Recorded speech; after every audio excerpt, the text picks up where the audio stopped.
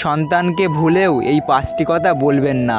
Number 1, আপনার সন্তানের প্রতিভাকে কখনোই অপমানিত করবেন না। শিশুরা নিজেদের ছোট ছোট প্রচেষ্টাতেও মা বাবার প্রশংসা প্রত্যাশা করে। এমন না হলে তার মনে গভীর আঘাত লাগতে পারে। নাম্বার 2, বাচ্চাদের ঘন ঘন মিথ্যে কথা বললে তার মা বাবার প্রতি বিশ্বাস হারাতে থাকে। এর ফলে তার পুরো জীবনটাই প্রভাবিত হয়। নাম্বার 3, সন্তানকে কখনো ঠাট্টা করবেন না। বাচ্চাদের কষ্টকে ছোট করে দেখবেন না।